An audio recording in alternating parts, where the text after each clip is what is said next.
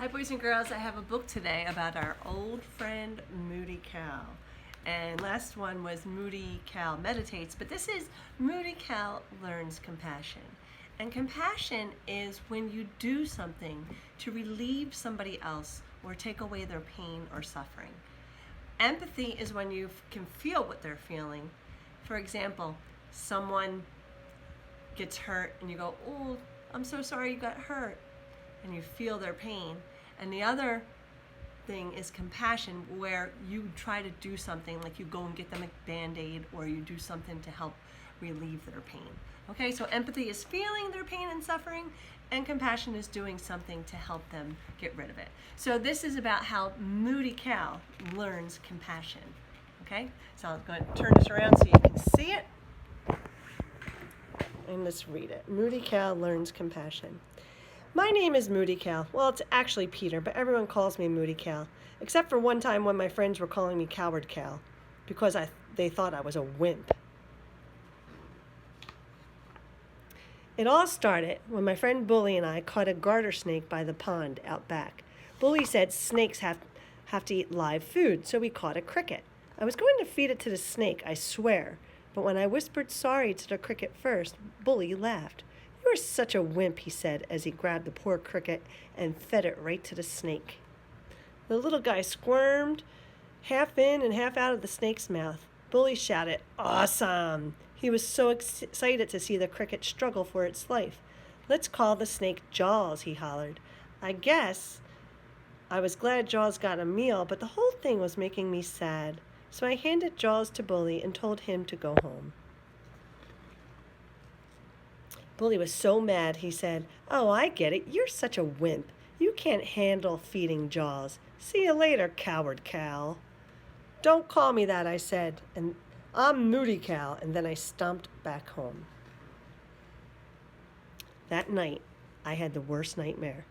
I was as tiny as a cricket, and a huge snake slithered up to me, its jaws opened wide.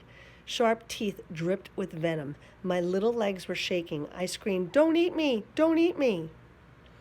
I'm sure my mom thought I was nuts screaming like that. At breakfast, she said, "Remember to tell grandfather that dream you had when he comes to do the mind jar with you after school." Oh, remember the mind jar? It's from the first book. There he is. Grandfather and I sat on our meditation cushions just like we always did after school. I got out my mind jar, the special jar of water we use to represent my mind, and the sparkles that represent upsetting thoughts. "This," I said, putting a pinch of sparkles into the jar, "is me getting mad because Bully called me Coward Cow all day." "Why would he do that?" asked Grandfather. "Because he thinks I'm a wimp because I don't like feeding live crickets to Jaws." "Who's Jaws?" "A snake we caught by the pond." Grandfather said. "I wouldn't like feeding live crickets to Jaws either. Just think how the poor crickets must feel." That's empathy, right? "I know how they'd feel," I told him. "I had a nightmare last night that I was a cricket, and a huge snake came and tried to eat me for dinner. I woke up screaming like a little baby." Grandfather's huge shoulders shook with laughter as he smiled gently. "Not like a baby, like someone who understands how it feels to be eaten alive. Better put a bunch of sparkles in for that one." I put in 3 really big handfuls of sparkles. Grandfather shook up the mind jar, and we sat quietly watching it. I breathed in and out a few times. In and out. In and out. In and out. One by one, all those thoughts drifted down to the bottom of the jar. As the sparkles settled down, I noticed my mind did too. "Feel better?" Grandfather asked. I tried not to smile, but I couldn't help it. I did feel better. "Now let's go do something fun," Grandfather said. "Come with me." Next, we stopped at the pet store. "Are these crickets from another country, or are they from around here?" Grandfather asked. The salesman pulled out a cricket for us to look at. "These are gray crickets, just like the ones from around here." Grandfather paid for a clear plastic bag filled with crickets. And there they are. Finally, we drove home, and Grandfather brought the crickets to the backyard. He smiled mysteriously. Bully and I just looked at each other. We sat looking at the crickets. Cool, Bully said. Look at the dead ones at the bottom. Mm-hmm, Grandfather said. I wonder what it feels like to be stuck inside there, crawling all over your dead brothers and sisters. I couldn't help shivering. Not very good, I guessed. Bully's face fell. He frowned. Not very good at all, he said.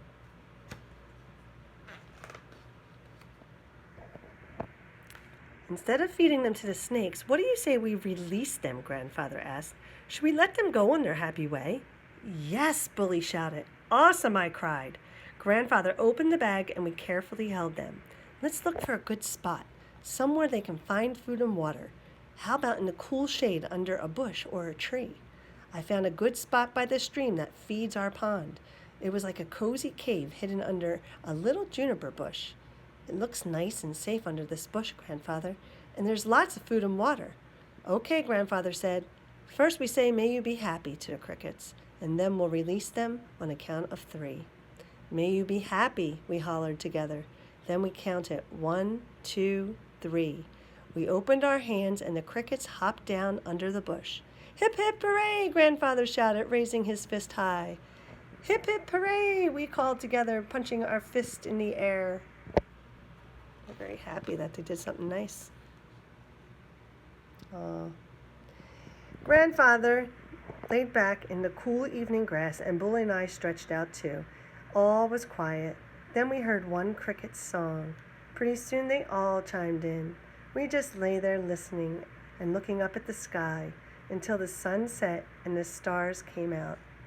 There they are. All of a sudden, Bully sat up. Wait here, he called, disappearing around the corner of the house. He brought Jaws from his cage across the street and stood away from us over by the pond. Do you think he'll be happy here? He asked. You bet, Grandfather chuckled. I believe that is exactly where you found him. Bully held Jaws out near the water's edge, and we all said, May you be happy. The long green stripes slithered into the cool water of the pond. Bully sighed. I guess swimming in a pond is a lot more fun than being stuck in that dinky, stinky cage. I think you're right, said Grandfather. Wild animals are happiest in the wild, just like pets are happiest in your home.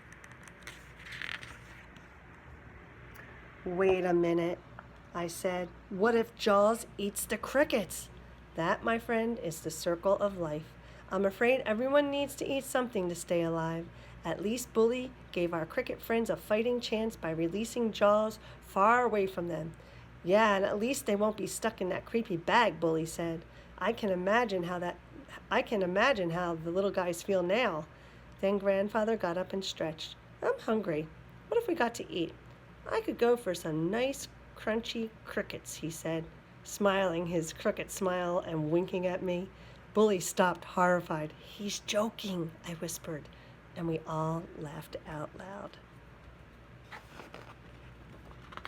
May all crickets be happy. May all snakes be happy. May all pets be happy. May all children be happy. May all parents be happy. May all beings be happy. May all beings be happy.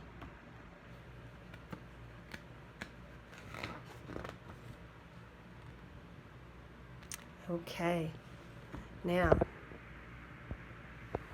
we know what it is to be compassionate. Being compassionate was letting those crickets out and giving them a fighting chance in the wild. And also giving the snake back to his home in the wild. So may you be happy today. So if you want to stop for one moment, close your eyes, put your hand on your heart, and say, may I be happy. May I be peaceful. May I feel safe. May I live with grace and ease. And take a deep breath in and let it out. Have a very happy Mindful Monday. Bye now.